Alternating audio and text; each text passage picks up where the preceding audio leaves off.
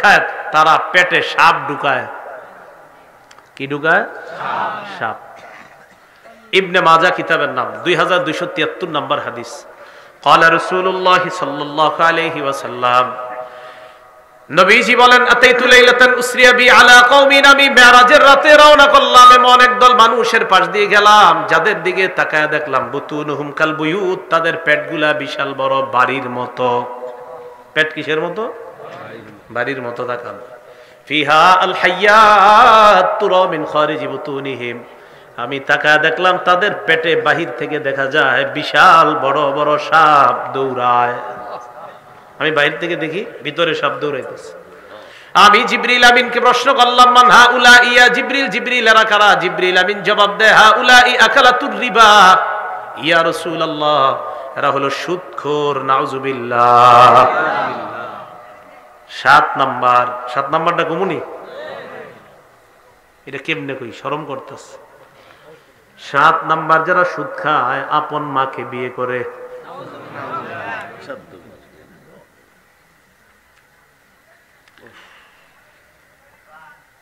এটা বলতেও মানে আপনার তারপর না বলে তো উপায় নাই। এটা দেখেন কত বড় ভয়ঙ্কর গুনাহ। ইবনে মাজাহ 2274 2275 নাম্বার হাদিসে আসছে, আর রিবা সাবউনা হুবা, সুদের গুনাহের শাখা হলো 70টা। আইসারুহা আইয়ান কিহার রাজুল উম্মা, সবচেয়ে নিম্ন গুনাহ হলো আপন মাকে বিয়ে করা। এলাকার মা যারা আছেন, সন্তানকে বুঝান, তুমি আজকে থেকে আর সুদ খাও না। ছেলে যারা আছেন, বাবাকে আপনি বলেন, আব্বা হারাম টাকায় আমারে কিছু দিতে হবে না, হালাল টাকায় পারলে কিছু দিয়েন, হারাম টাকায় একটা কলম আমারে কিনা দিয়েন না।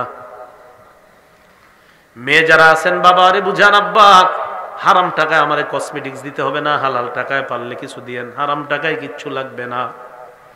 বিবি যারা আছেন, স্বামীকে বুঝান, হালাল টাকায় চাল ডাল পারলে আনবেন, হারাম টাকায় গরুর গোশত আনা দরকার নাই।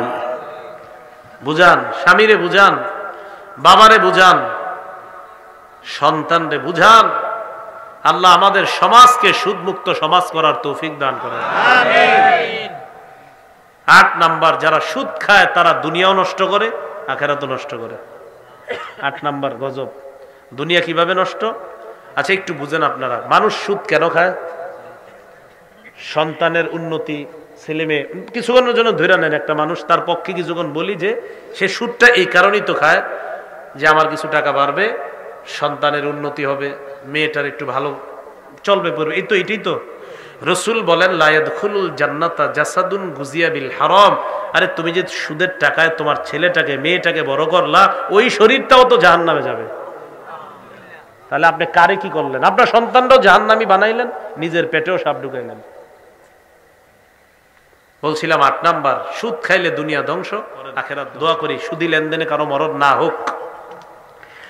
সুদখোর যদি সুদি লেনদেন অবস্থায় মারা যায়, তারে আমরা কবর দিয়ে চলে আসলাম, এইভাবে কবর দিয়ে, মনে করেন এটা কবর, এখানে দিয়ে রেখে চলে আসলাম।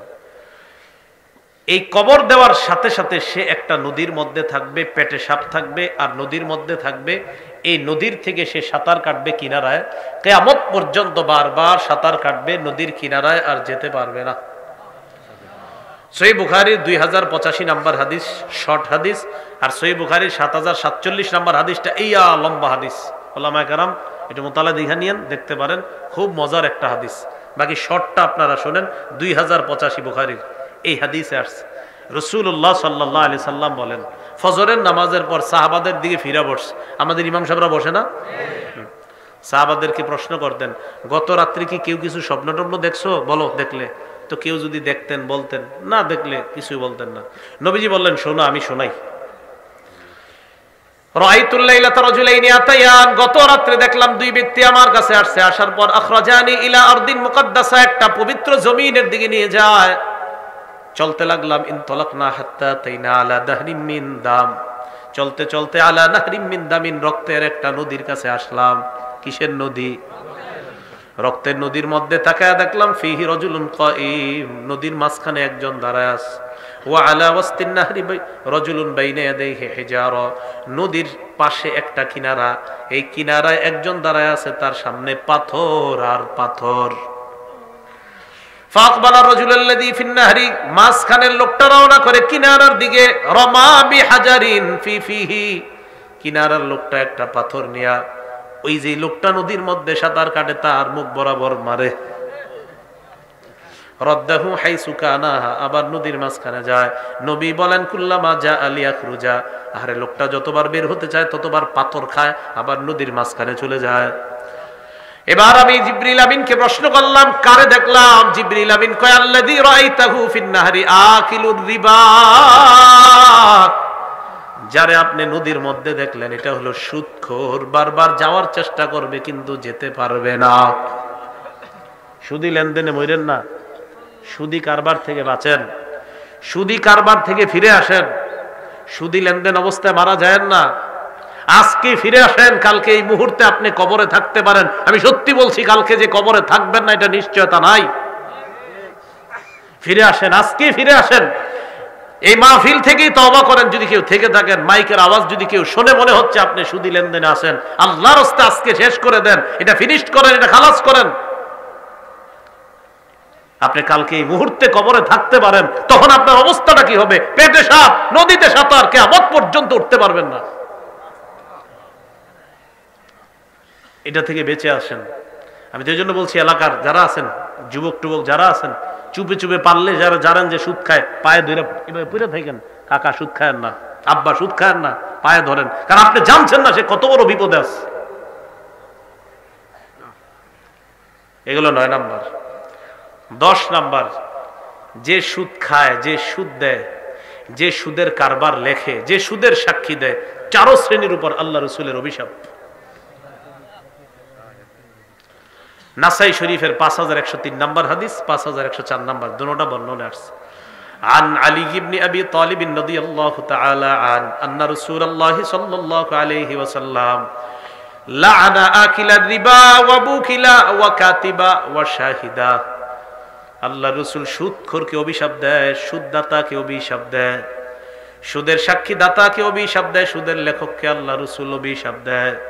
তাহলে দেখেন তো, সুদখোর যে তাকে অভিশাপ, সুদ দেয় যে তাকে অভিশাপ, সুদের কারবার যে লেখে তাকে অভিশাপ, সুদের সাক্ষী যে দেয় তাকে অভিশাপ দেয়। এলাকার কিছু সহজ সরল মানুষ আছে, বুঝে না। একজনে কয়, আগামীকাল সকালে বাজারে যাবি, তোদের নাস্তার দাওয়াত। শীতকাল, চাদরটা গায়ে দিয়ে গেছে বাজারে, গিয়ে দেখে ডিম ভাজি আর 3টা পরোটা রেডি এক একজনের জন্য। তো যাই হোক, গিয়ে খাইছে। খাওয়ার পরে কয় কি, তো করে যে কারণে ডাকলাম, আমি আব্দুর রহিমরে 5 লাখ টাকা দিতেছি 1 বছরের জন্য। 1 বছর পর 2 লাখ টাকা আমারে হাদিয়া দিবে বাড়ায়া। 5 লাখ তো দিবেই, আরো 2 লাখ, মোট 7 লাখ দিবে। ওইটা কিন্তু সুদ না, এমনি হাদিয়া দিবে আমারে। আচ্ছা শুনে হাইছেন না, হাইছেন না, শোনেন, এলাকায় যেটা হয় আর কি, কয়েকজনে সাক্ষী রাখে, বাস দিয়ে দেয়। সাক্ষী দেওয়ার পর, সাক্ষী দিয়ে দিছে, সাক্ষী দেওয়ার পর এরা সুদের টাকাটা খাইলো না, ছুইলো না, ধরলো না, কিন্তু এদের উপরে রাসূলের অভিশাপ চালু হয়ে গেল শুধু সাক্ষী দেওয়ার কারণে। কেন আপনি সাক্ষীটা দিতে গেলেন? আচ্ছা বললাম তো, ওরা বুঝে না, ওই সহজ সরল মানুষ বুঝেও না এটা যে গুনাহ, এই কাজ করেন না। 11 নাম্বার, জেনে শুনে 1 দিরহাম পরিমাণ সামান্য সুদ খাওয়া 36 বার জিনা করার চেয়ে বেশি গুনাহ করা। হাদিসের কিতাব মুসনাদ আহমদ 22007 নাম্বার হাদিস। এই হাদিসের মধ্যে আসছে, দিরহামু রিবান ইয়াকুলুহু রাজুলু ওয়া হুয়া ইয়ালামু আশাদ্দু মিন 36 জিনা। জেনে শুনে সামান্য পরিমাণ সুদ খাওয়া 36 বার জিনা করার চেয়ে বড় অপরাধ করা। ফিরে আসেন, ফিরে আসেন, এই কাজ থেকে ফিরে আসেন। 12 নাম্বার, আবার দোয়া করছি, আল্লাহ সুদি লেনদেন অবস্থা কারো মরণ না দেখ। কিন্তু এই দোয়াটা করলাম কেন? 12 নাম্বারটা বলার জন্য। যদি সুদি লেনদেনে কেউ মারা যায়, রাসূল বলেন আল্লাহর হক হলো তাকে জান্নাত না দেওয়া।